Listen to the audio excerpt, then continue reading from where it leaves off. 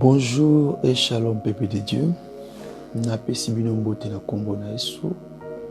Tika lesusu nzambe wana apambola moko na moko oya se disposer na tango oyo pona kolanda biso en direct. Nzambe wana lisusu ayeba na kopambola moko na moko vraiment. Lolenge boyebi ko se disposer lisusu vraiment. Nangonga otope na tambo o pona ko passer susu vraiment na biso en direct na kati ya service oyo parce que ezali loko moko ya habitude te ezali loko moko ya facilité ezali ngolu to pe grâce au nzamba sali biso vraiment na kati ya présence na ye yango tozali vraiment reconnaissant lisusu kubelema na présence ya nzambe o apesi biso pema vraiment. Tika eti nzambe a pambola moko na moko oya yebi ko se connecter vraiment na tango o pe na biso longo na yebi ke nzambe wana akozangisa te ko pambola yo moto nyonso yebi ko se disposer vraiment puis ko se mettre les sous en direct longo na ngai moto oyo un simple instrument de Dieu. Je sais que notre Dieu va vraiment vous bénir abondamment. Yango wana sans plus tarder na koyeba suko sa lo sambo ya introduction avant to bako démarrer vraiment na kati ya nuit na biso to pe na tango oyo to pesa ki lokola rendez-vous pour to bako yeba eti ko kabola nini oyo nzamba bombela ki biso na kati kati na bisika oyo vraiment yango wana na bondeli na kombo na Yesu Kristo. Père de gloire, Sabaoth, le Dieu tout-puissant, Adonai, le Dieu créateur, Seigneur, le souverain sacrificateur, Seigneur. Merci pour cet moment, pour cette opportunité que tu nous as donnée, pour cette grâce que tu nous as fait, Seigneur. Papa, Seigneur, ce n'est pas quelque chose de l'habitude, Seigneur, mais c'est ta grâce. Mais Seigneur, c'est par ton amour que nous télémi peut te bélémi sous la présence de Seigneur, parce que on a contemplé ta main puissante, parce que on a contemplé ton amour, parce que on a vu ta bonté parmi nos Seigneur. Papa, tu pé ça qui programme, papa tu bongi ça qui Seigneur, que tu recokuta na tango opona okumisa kombo na yo. Mais na comprendre les chrétiens et l'homme propose, mais c'est Dieu qui dispose, Seigneur. Et nous on avait proposé, Seigneur, mais yo ba ki nini o ko se passer na tango o au Seigneur. Père de gloire, je suis qu'un simple instrument, Seigneur. Père de gloire, ce qui n'a télémis le bossu appelle Penayo Nakatia média en direct, Seigneur. Ce n'est pas dit que nous allons meilleur, nous allons plus tomber dans la moto, ou dans niveau moko ya likolo ko lekaba oyo Seigneur ba le kanarate en direct na ba chaîne, Seigneur. Non, Seigneur, nous allons grâce to pengolo salinga, Seigneur. Papa naza ko déclarer pe koloba, Seigneur. Na tango ona zalaka un simple instrument. Utiliser nga puissamment, Seigneur. Papa, même à un niveau où l'igna zaïla, Seigneur. Papa, na service où que s'est passé na nuit où na tango, oh Seigneur.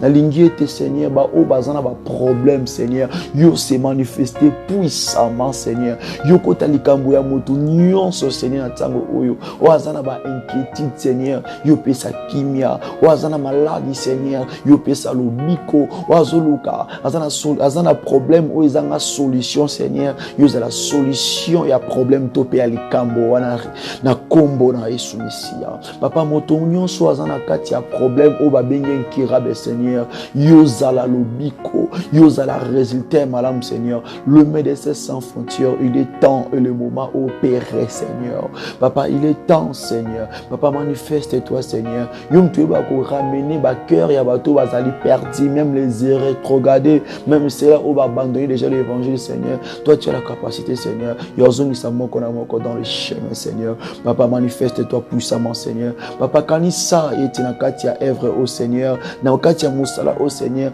Okende kokota pe koshimba ba vie ya bana oya bitike bandeko o bazanga assistance, ba enfants abandonnés, ba femmes veuves, Seigneur. Bato bazana kati ya ba hôpitaux, bato bazana kati ya ba boloko acquisés, les innocents, Seigneur. Père de gloire, pouvoir pour ce peuple-là. Pouvoir pour cela, Seigneur. Bato bazanga makoki ya osomba tele wa olia, bana moyen te, Seigneur. Kota marambo vina ba mo, Seigneur. Père de gloire, je prie aussi pour les chrétiens et pour les serviteurs qui te servent en esprit et en vérité, Seigneur. Veille et pouvoir pour leurs besoins, Seigneur. Papa, manifeste-toi, Seigneur. Papa, pambola tout est le bien-aimé homme et serviteur au bazan la katia ministère au de la repentance, Seigneur. Père de gloire, yo pouvoir, ticket et œuvre ou que ne musique, bisika vidéo, audio, écoutambola, Seigneur. Et ça la imparte et toucher mitima au bazak au bunga, Seigneur. Papa, effacez malobanangai, effacez manami chapelle, Seigneur. Yo nous kotapi aussi manifester, Seigneur. Pour être Seigneur, je ne connais pas comment prophétiser, je ne connais pas comment enseigner, je ne connais pas comment exhorter, Seigneur. Père de gloire, utilise-moi puissamment, Seigneur, au Seigneur. Yono Kamba, Yono Tambu Sabiso, sois l'alpha et sois là parmi nous comme Emmanuel et finis avec nous comme l'Oméga. C'est pour ça que nous croyons que Saliango, na kombo na Yeshua Messia, comme un seul peuple, réunis par ton nom, ensemblés par ton nom, nous te disons merci, Seigneur Jésus-Christ de Nazareth. Alléluia. Amen, amen. Que Dieu vous bénisse abondamment. Vraiment, Nzamba Pambola Bino, Pambola Bino ya mingi. Pambola Bino vraiment ya mingi. Et Nzambe wana azwa lisusu lokomo pe masanjoli. Kati na biso vraiment. Et Nazali en pleine joie vraiment. Et Yaotil merci vraiment. La présence de Nzambe ainsi que vraiment pour nous repartager na bino vraiment. Moment au favorable Nzamba accordé biso vraiment dans sa présence vraiment. Et je sais que notre Dieu va vraiment bénir chacun de nous et n'ayez été vraiment soirée à boetope ba nuit à boetope ba tongo ya boe ba moment boe vraiment et kindaka pambati Zamba ebinini ou ya réservé pour na moko yango na osenga no vraiment okitete ndengo bandi na biso longo tous allons vraiment tina suka service parce que je sais que na ba moment bo nzamba sala ma minene vraiment et na biete notre Dieu la azamoto oyo ayebi yo koleka yo moko azamoto oyo ayebi yo koleka même de ba pensée na yo ayebi yo même koleka ba projet ozanango ayebi yo même koleka ozo kanisa lobby et notre Dieu ayebi déjà oyo koki ko sala lobby déjà ayebi makambo yo ko sala lobby ndenge ko zalela nino ko sala après service ndenge ko zalela donc azanzambe ya azanzambo azalaki na biso dans le passé azanzambo pas na biso maintenant dans le présent yango ba benge il est l'omniscient il est l'omniprésent azapenzambo azana biso dans le futur akozana biso dans le futur ba benge l'omnipotentiel bien aimé je sais que na moment oyo il y a cela où ba ko expérimenter la puissance de la main de Dieu comme que notre sous-thème est que la bénédiction est devant toi, mais le combat est sur ton territoire. Bien-aimé, je sais que vraiment notre Dieu va faire de grandes choses. Et naza kondima vraiment nzambe na biso osama mboka moi vraiment et surtout na kati ya service oyo et autozoko ba toujours na même thème na biso ezali et ton Dieu que tu sers avec persévérance te délivre. Alors le lot remet un peu vraiment comprend d'abord nini o nzamba bombeli biso na kati ya sujet oyo où ezali la bénédiction est devant toi. Mais le combat est sur ton chemin.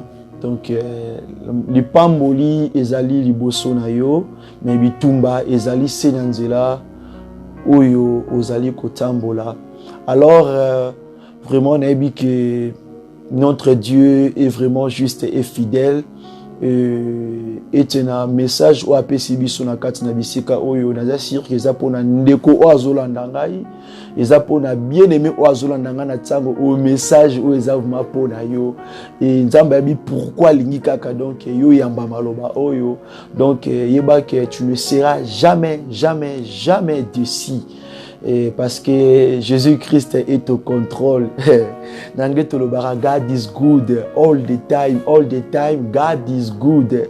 Yamona lobi susu vraiment you are welcome in the presence of God. Vraiment you are welcome donc in the presence of God. Donc tu es vraiment le bien ou bien la bienvenue dans la présence de Dieu. Il n'y a pas vraiment beaucoup à parler vraiment et vraiment na kati ya sujet oyo nelo kwa liboso oyo sengi tueba d'abord il faut d'abord connoter la bénédiction est devant toi mais le combat est sur ton territoire. D'abord comment est-ce que nous devons être koyeba ko comprendre sujet oyo. Alors sujet oyo zo mema biso na ba point moko oyo ko sunga biso toyeba d'abord comment est-ce que lipambo les ali pembeni to pe liboso ya moto mais moto azoko kate ko simba yango par rapport qui habitumba o ezali sur les lieux ou bien sur na place au moto azali topé na territoire au moto azali mais azomo na bénédiction azomo na soit sur ce liboso na e azomo na soit la guérison liboso na e azomo na soit libala o azoluka liboso na e azomo na soit ba faire topé niveau ya ko mata topé niveau ya ko fungwama ya projet topé il y a œuvre au hasard pour exercer mais azana nguyate to pazana makokite ya ko simba. Donc le premier qui est de toucher et de vivre maintenant cette bénédiction. Donc problème est abisika wana parce que on batu minga lobake nando sali kambo ko meka pene pona simba yango vraiment na perdre cop wana ka boye na perdre libala wana ka boye na perdre donc marché wana ka boye donc ozomona mtobi amona na ye mais ce komika pene simba donc facile donc facilité zabisika ya ko perdre donc c'est-à-dire que il y a des combats où ils allaient sur les lieux ou bien dans le chemin où moto azako bikela il y a des combats vraiment des combats sur lesquels que sur le peuple de Dieu te fongolé la momi souté vous allez voir que il y a des personnes où bazo bande la vie des fois donc bazo resta toujours vie na même place na même lieu où yazali donc mto bande la kaka parce que azoko kate ko discerner ko la grandeur des problèmes où azanango. Alors la question est ceci, comment résister devant les attaques du diable pour réussir de vivre la bénédiction. Donc le lengeni ya koyeba ko résister topé ko affronter maintenant le combat ou bien les attaques de diable pour moto aiba ko bikela topé aiba ko simba sikoli pamboli o nzambe abongisa ki topé bénédiction o ezali sur votre chemin ndeni ya ko simba yango. Alors que sur ces points nous devons d'abord essayer de comprendre d'abord totanga makomi na nzambe na livre ya Jérémie le chapitre 1er. Jérémie le chapitre 1er, le verset 19 et le verset 19. Nabi que verset il y a beaucoup de chrétiens déjà tanga kayango bazara déjà un peu déjà exotherapie bato mingi mais to tanga d'abord makomi yango. Nakati ya livre à Jérémie le chapitre 1er le verset 19, la parole dit ceci. Totangi na kombo nesu. Ils te feront la guerre mais ils ne te vaincront pas. Car je suis avec toi pour te délivrer du l'Éternel. La parole confirme que bitumbe gozala et mi pepe gozala parce que la parole ont précisé bien, ils te feront la guerre mais ils te vaincront point. Donc le combat spirituel est la vie réelle. Ainsi que le combat spirituel, c'est la réalité. Donc un chrétien, un bien-aimé, il faut que dans notre vie, nakati ya vinaye et le combat spirituel est la réalité. Le combat spirituel est la vie mobimba, ya mo Christo. La parole dit qu'ils vous feront la guerre. Baobundisa bino, baobundisa yo kandengo zolanda. Bitumbe goya na porte ya ndako na yo. Bambeba mi pepe ko belema. Mais ba ke bitumba na tango ezo belema na porte ya ndako na yo. Tango bitumba wane zoya, ete bitumba wane ko kota eko simba, mais bitumba wane ko enchaîner oti. Bitumba wane ko mettre par terre ti. Est-ce que vous allez longo? We are together. Vraiment, que Dieu vous bénisse. Que Dieu vous bénisse parce que je contemple vraiment la main puissante de Dieu ce matin. Et puis, vraiment, je vois que Dieu va pouvoir, Dieu va faire des grandes choses. Et Nicolas Vina, vraiment, ma commune aujourd'hui plus loin dans le livre à Jacques, le chapitre 4, le verset 7. La parole dit ceci: soumettez-vous à Dieu. Ma commune aujourd'hui était Tomi qui sali bosso dans Zambé. Bien aimé, c'est profond. Tomi qui sali bosso dans Zambé. Mais lui résister au diable. Et la parole lui dit que tant vous résistez au diable, il fuira loin de vous. Donc là directement, tu comprends que le combat est réel. Donc le combat est réel. Donc bitumba e bandagoya, mi pepe bandago belema. Mais quand le combat wane bandagoya, ils ont une méthode moi au sala. Méthode où c'est ce qu'il faut résister. Donc un chrétien, il faut apprendre la résistance. Il faut avoir un esprit d'abord mettre en tête que tel que je suis là devant les obstacles, devant des difficultés, devant des combats, devant les imprévus, je dois résister. La résistance, il faut que devant les combats, devant le plan du diable. Donc la résistance. Parce que la parole nous dit que bitumba tango goya eko simba mutu wana eko simba mutu azalo ko la sige. Bitumba ne ko toucher. Yango omona bitumba musu ekoma na vie ya mo Kristo moni mpe moko telemi eningisi na bato le côté ningisi ba fenêtre ba rideau ndako e bouger. Mais otali ke ton mpepe wana ekoti elongoli toiture te ekoisi ndako te mais eningisi ndako. Que Dieu vous bénisse. Donc, il faut comprendre pourquoi notre Dieu nous a révélé cet sujet, que la bénédiction est devant toi, mais le combat est sur ton chemin. Il y a beaucoup de gens qui ont dit territoire. Donc, il sera continuer à chimba, soit continuer à prospérer, soit continuer à kende liboso, soit continuer ministère neko fongwama. Mais pourquoi ministère wana zo fongwama kati? Pourquoi chaque fois que mon PPB il faut courir qu'un échec? Pourquoi à chaque fois que mon PPB n'apporte un dakono il faut courir qu'un kati maladie? Pourquoi à chaque fois que mon PPB n'apporte un dakono il faut bander la marambou 2 fois, 3 fois, 5 fois? Bien aimé, c'est vraiment sérieux. C'est vraiment sérieux. Est-ce que tu peux acclamer pour la gloire de Jésus? Tu peux acclamer et de pousser des cris de joie pour la gloire de Jésus. Bisi ke zwami oko beta maboko pa lokubu na Nzambe. Beta maboko pe kumisa kombo na Nzambe, pousse des cris de joie parce qu'il est merveilleux. Alors bien aimé, il y a maintenant biloko ona romeka un peu kolobela na kati ya sujet oyo. Oyo ko sunga yo o simba kaka na mbula oyo na mwa oyo. O simba tope obikela loboko na Nzambe. Tope lipamboli wana ozelaka. Tope la guérison wana ozelaka. Tope libala wana obanda kozela. Tope voyage obanda kozela. Tope mokanda obanda kozela. Tope na ebité save okotisa na ebité tope ministère o Nzamba pesa yo. Tope appel ozanango. Ozomona ke msala ozanango eza ko élargi te kende musika te ezaka toujours limité combattu. Mais ils ont un élément où na kolobia na bisika où tantôt ya monde ezali clé. Il y a élévation ezali clé, il y a bénédiction ezali clé, il y a avancement. Il y a œuvre oza ko exercer ya musala ozo sala. Yango na osenga tango zonda maloba oyo. Tango zo ka maloba oyo, na osenga na vraiment o sala effort.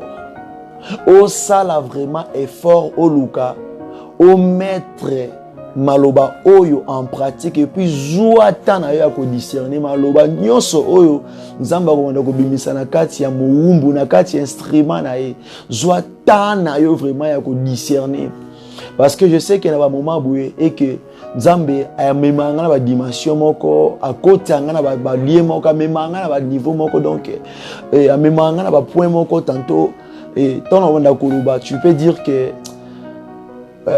papa o mambazolo ba frère o mambazolo ba au simba vraiment ba vie ngai est-ce que ba betila ke lisolo tete za lisolo te ezande message na yo ezande tana yo koki o sengi fo o révolter au telema o longwa na kati ya distraction wana o longwa na kati ya ba barrière wana o longwa na kati ya ba condamnation wana. Oh my god, nzamba o sala nzamba zo sala, il est là, il va pouvoir par sa grâce. Alors na premier point toujours continuer à relobela toujours na kati ya livre ya Rite na kati ya Rite toujours mokanda Rite na kati ya Rite le chapitre 1er tobandaki yango vraiment na tobandaki passage oyo vraiment ça fait au moins 3 ou bien 4 jours même 5 jours même oyo tozobela na point oyo ya Rite et na simbaki ba point moko vraiment ezalaki sur l'espérance ainsi que autre phénomène na utexo kolobela qui ba été bola mutope le bonheur peut se transformer juste na kati ya malheur, c'est un peu ça. Alors n'yaba qui peut ko simba quelques sujets quelques points pour na kosunga lisusu bande ko musubande ko landa biso po ba mpe ko comprendre nini oyo esengi vraiment ko sala topé ko yeba ki ete oki ko sunga mutu pe na vie ko aider mutu na vie mais yeba ke ezaka te même mutu ande akoki ko sunga yo tabo akoki pe ko salisa yo mais keba autre bonheur pe ekomaka pe malheur. Donc les lots on continue quand même message en haut mais na sujet au nzamba pesi biso vraiment la bénédiction est devant toi mais le combat est sur ton chemin ou bien sur ton territoire. Vraiment sotozui na kati ya livre ya Rite na kati ya livre ya Rite na kati ya livre ya Rite na kati ya livre ya Rite vraiment la kati ya livre ya Rite, le chapitre 1er, le verset 4.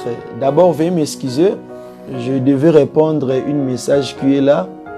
Et tout ça, nakamoko irigeant awa et na monde bakomelinga awa vraiment. Et vraiment, nous devons assister avant de continuer vraiment.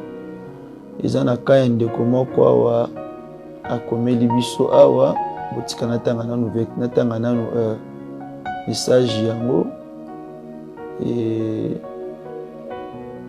vraiment bote ba ko assister pe na niveau ya losambo et vraiment la sœur vraiment zali vraiment malade si ba komeli biso message na tango et vraiment dans un poste d'assistance à prière. Alors, je suis obligé et ok. Toujours dans le message de commencer à commettre les bisous. Et vraiment, et ok, merci. Ok, merci.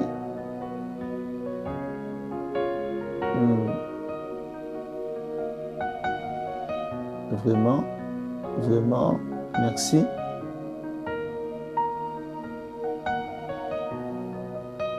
Ok, merci. Ok, merci. Yeah.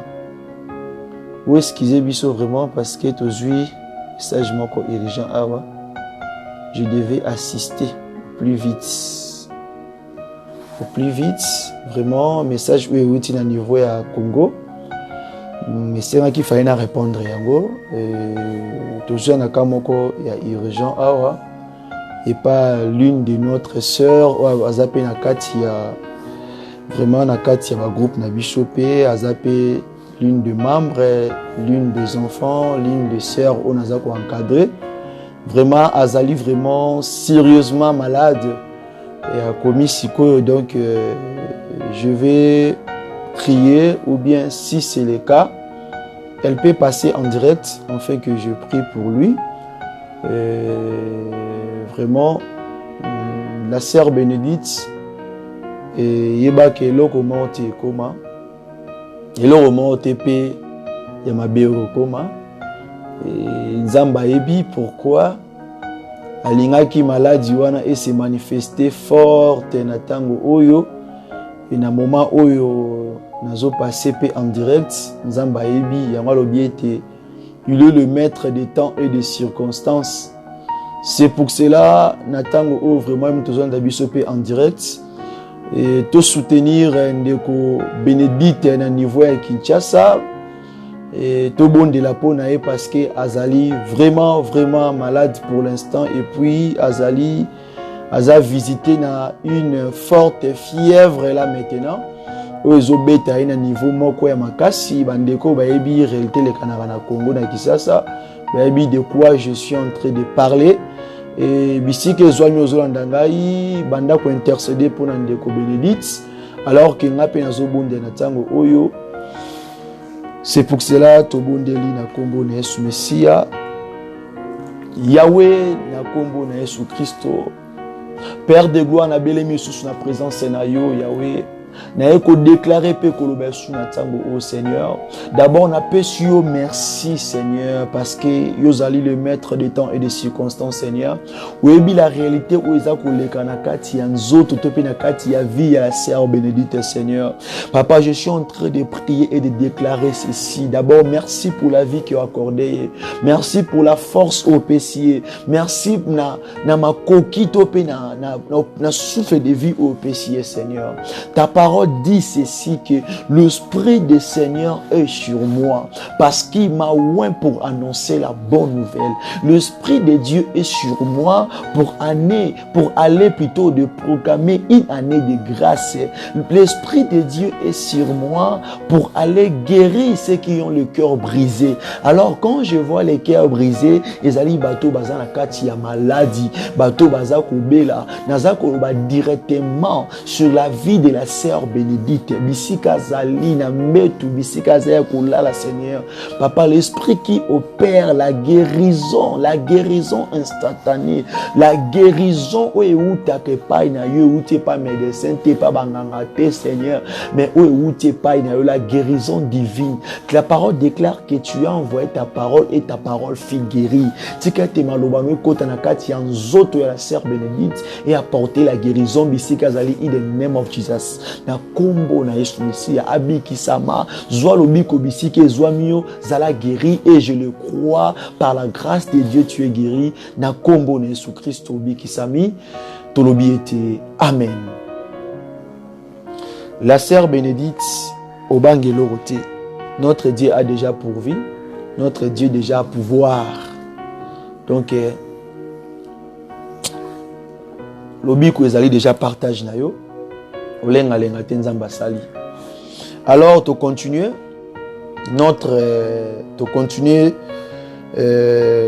service nabiso na point qui d'abord acclamer pour la gloire de Jésus. To beti maboko pa lokumu na Nzambe po Nzamba za malamu mingi. Pa yebiko accorder la sœur Bénédicte Sobiko. Pa yebiko kota makambo mo inepe makambo santé na ye na kombo na Yesu Christ. Amen. Alors, Totangi na kati ya livre ya Rite chapitre 1er le verset 4. Makomi bisibiso boye totangi na kombo na Yesu. Ils prirent deux femmes moabites dont l'une se nommait Orpa et l'autre Rite. Ils habiteraient là environ 10 ans. Tolobelaki pe déjà makambo yango ya mama Rite na mama Naomi, mais précisément la mama Naomi de vraiment na meka qui ko expliquer pourquoi et le koni salaki Maman Naomi akende koluka vie na kati ya pays ya Moab. Et na talisaki yango na ba domaine ebele na forme ebele. Vraiment j'avais essayé d'expliquer comment est-ce que maman Naomi a komaki na kati ya pays ya Moab et puis lolenge o nzambe ebe ko visiter pe ko assister bango et na mobali pe na papa bana na ye et j'avais vraiment expliqué cela et comme la parole nous dit toujours que ezaki likolo ya nzala likolo ya kozanga de Ritz et je m'excuse de la maman Naomi aebe ko bima na mboka na bango ya Israël pour na okende koluka vie ya refuge kokende koluka vie ya demande d'asile na mboka ya Moab. On peut le décortiquer dans le sens il y a bongo pour soto koti na kati ya révélation, c'est ça vraiment la vraie vérité. Bakende koluka ko se ba séjour na bango na pays ya Moab. Alors na tango bande ko vivre na kati ya Moab après avoir que mobali ya Naomi aebe ko kufa et tango Naomi atikalaki na bana et la vie est continuaki. Tant la vie est continuaki alors que azalaki na bana mibale ya mibali na bana wana mibali baebe ko zwa basi pe mibale et baebe ko vivre na bango to pe ko zwa bango na kati ya libala. Alors basalaki 10 ans na basi wana 10 ans.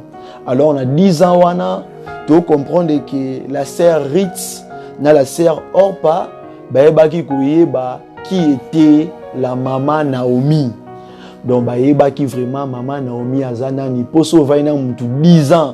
Il faut yeba caractère ya mutu wana, faut yeba nde mutu wana liaka, nde mutu wana lataka, nde mutu wana vandaka, okoyeba même na ba défaut ya mutu wana parce que na 10 ans pour comprendre mutu 10 ça beaucoup, vraiment beaucoup. Dans une année tu peux comprendre une personne, dans une année okoyeba pe mutu comprendre pe alingara boete bon ceux qui 10 ans.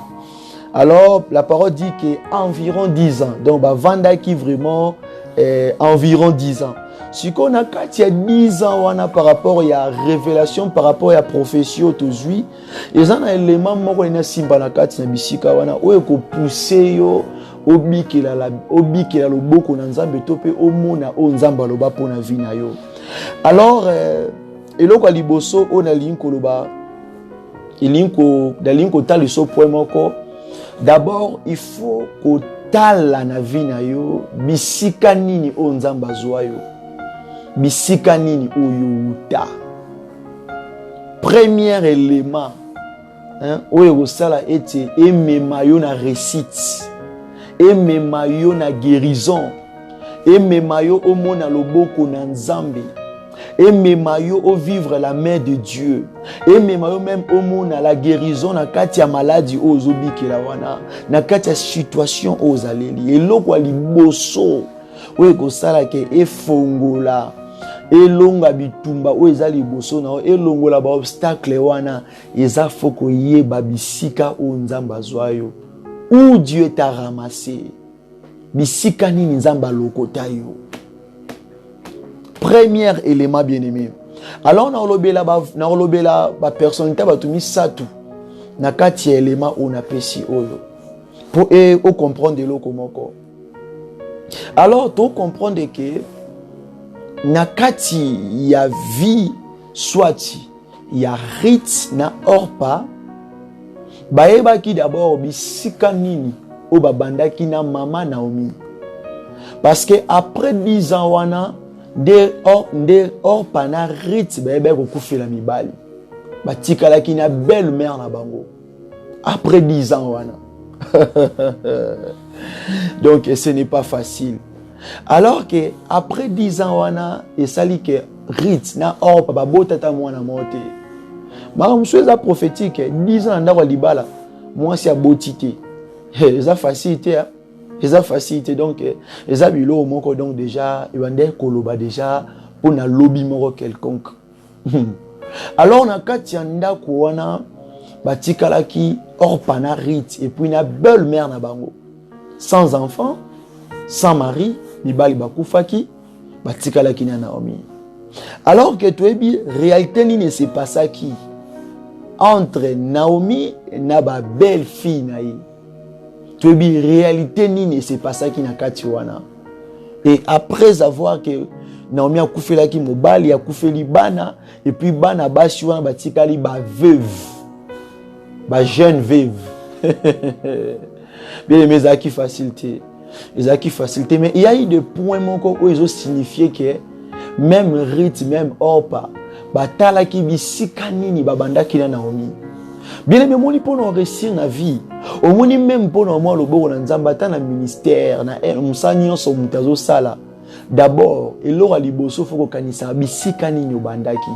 Bisika nini outi. Eza biloko o ememaka mutu na grandeur.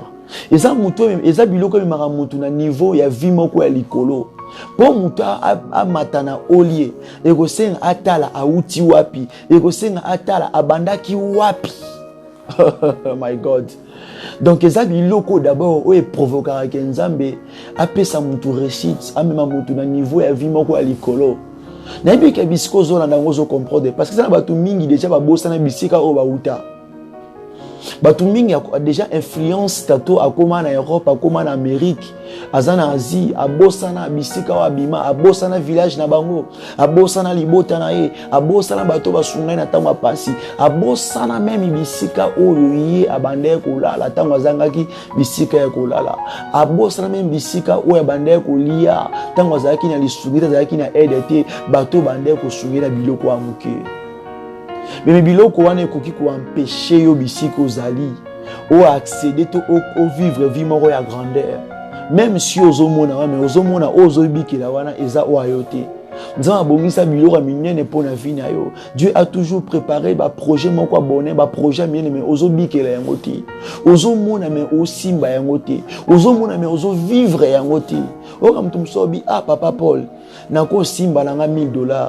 Nako simba nanga $1500, nako simba nanga $20,000, nako simba nanga $30,000, mais nazana makokiti ya kokoma na $50,000, ata na simbi 30,000, ata na simbi 20,000, suka fona utiliser yango na nzonga ka na se. C'est-à-dire que batu wana baza jara batoyo il faut vandaka ata la bisika nini ya uta abandaki wapi pa koma bisika wana.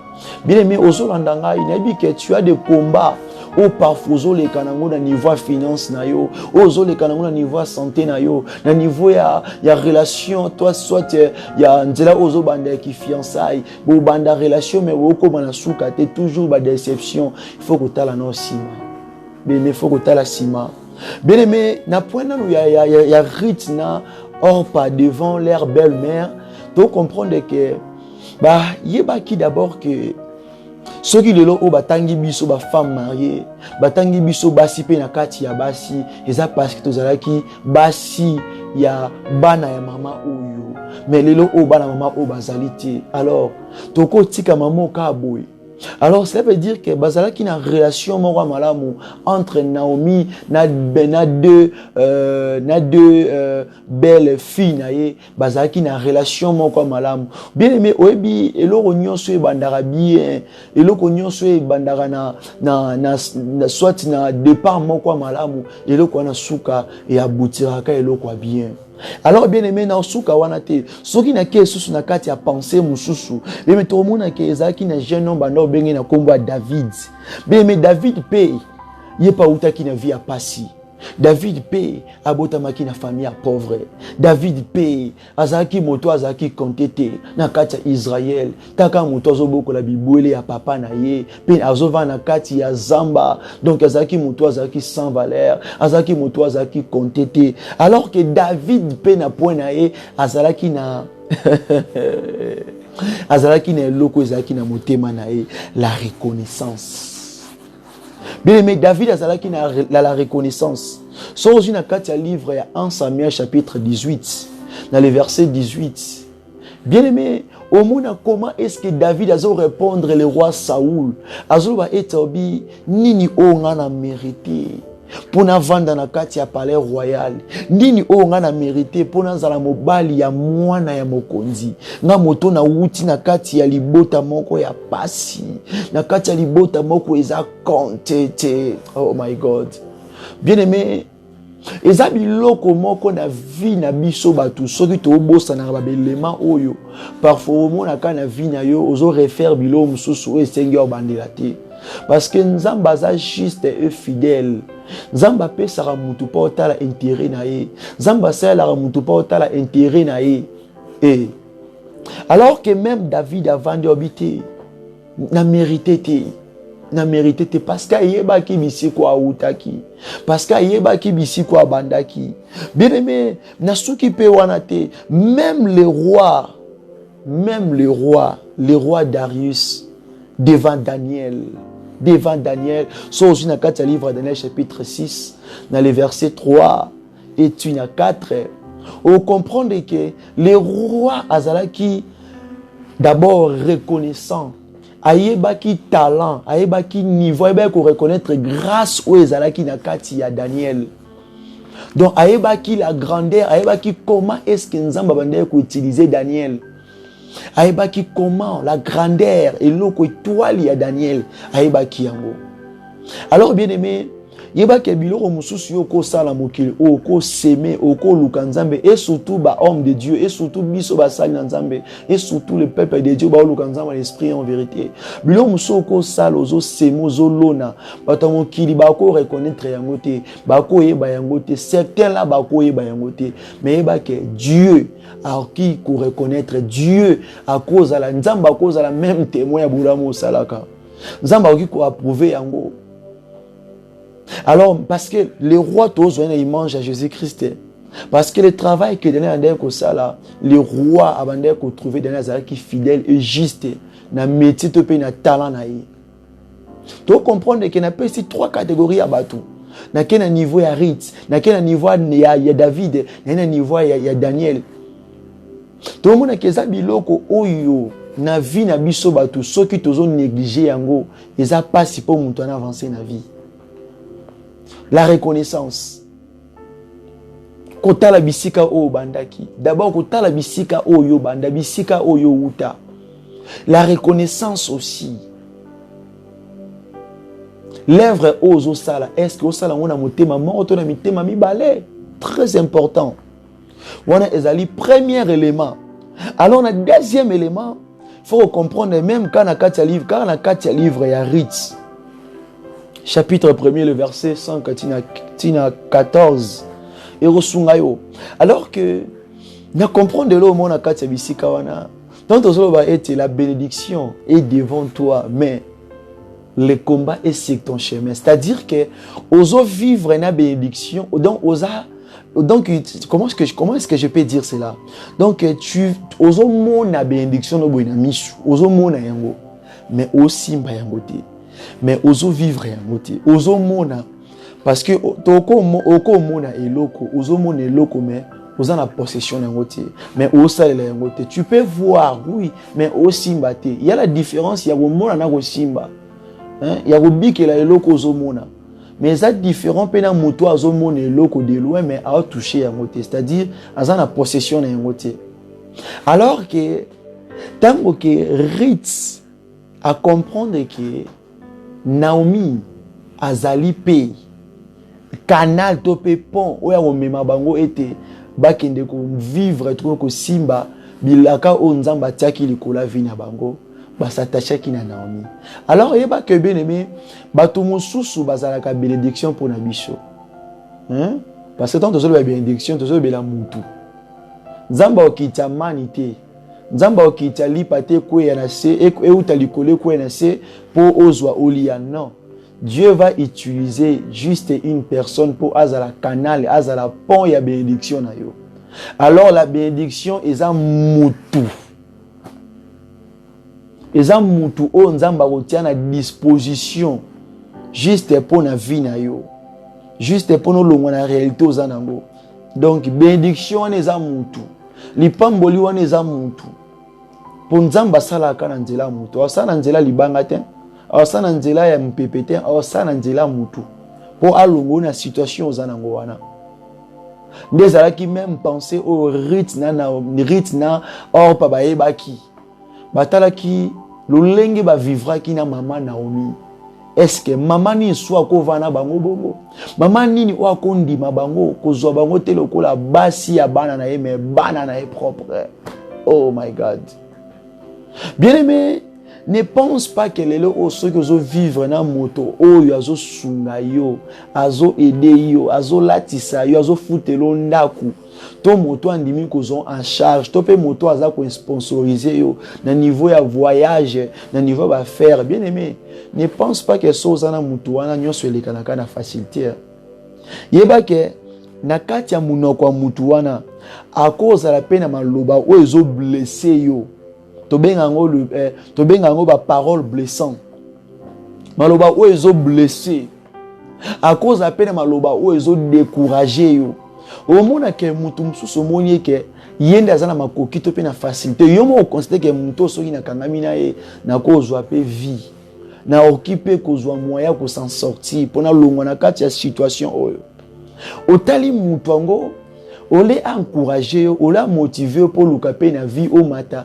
Mais a comme il découragé ok mutobino yo zo linganzela ok oyamba mikili obinzela wa poto yo biso ya poto na biso wa poto facile tie abi nga tambola ba désert na katisa ba ebala minene na lekala ba mer minene na kota ba difficulté ba prison ba kanga ngai donc nzela poto za facilité o bon nzela poto nga zo ebisa yo donc quand on a un bon nom, on a un bon nom, on a un comité. Madame Moussa est l'homme sous. Ce que je veux dire, Moutouana, Ndazali canal, toi Zali pont, où est le mémo na bisiko lingo kende. Alors, ce que son landi maloba wana eba ke oko perdre bénédiction. Alors yeba ke diable ndengaza wana, le diable est malin. Aibi ke mutu anda osunga yo, aibi ke mutu anda oide yo. Akoko tape na kati ya mutema mutu wana. Akoko tape na kati ya monoko mutu wana pour bimisa maloba moko. Oye ko décourager, oye ko s'écarter loin de la personne. Pour battu mba bossa na ke soki mutu osunga yo, ne pense pas que so mutu osunga yo à chaque fois on peut soka maloba sukali. A pe soka miliki, a pe soka miel. Non. Il y a parole mso ko bimisa.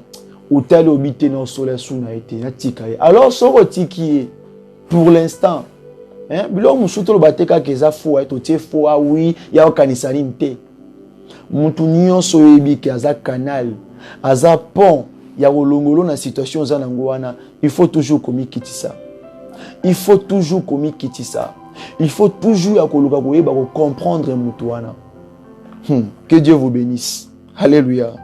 Amen amen. Waneza d'abord on a point rite na orpa.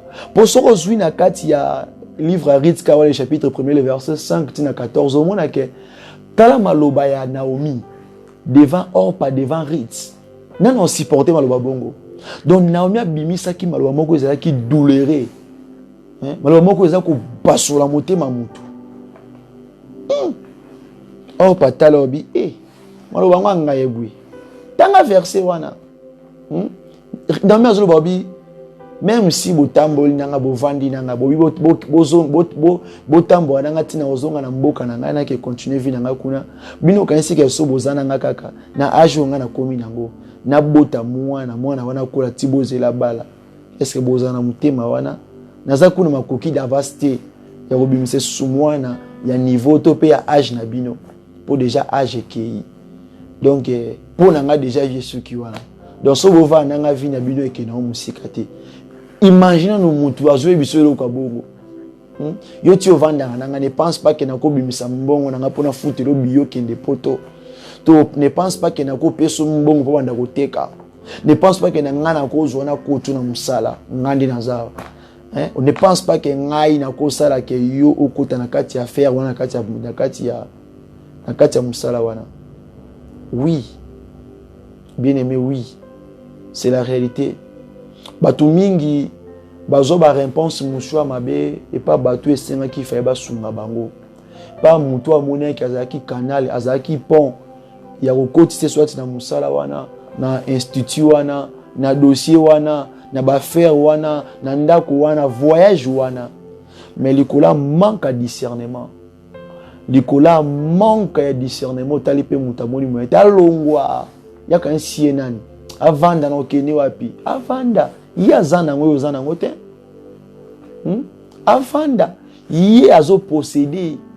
La parole dit que le beaucoup epesaka ezalaka likolo o ezwaka ezalaka na se. Donc etele service signe ya soumission, signe ya komikitisa na tuna ndeko mona bina ye soki par exemple muta fingi yo longwa yo zoba est-ce que ekanganyo ne longi ba komiki ozaka zoba na posa ndeko mona que soba finga ka ndi olela abi ainsi tu esalinga passe na epsi yo ke sali yo passe a fingi yo awa bimana na ko bando tambula sa tata saint ata bando tambo ata une faire ata ba kolongwa na venu tiko ke na venu mususu yebisanga mutunya moni ke omona ke mutunya ko biso ke na moni na mbunzu ndo akomiki ozaki zengi toza zoba habiter papa mutu mote alors yenda fingi yenda moni bongo alors tika yenda lobby soki lora lobby soki insiste un soki za juste que ça il a rien ndoko yoka passe mais so ça il a rien te passe nyoko yoka. On se comprend. Alors Naomi peut utiliser qui va parole moko za qui choquant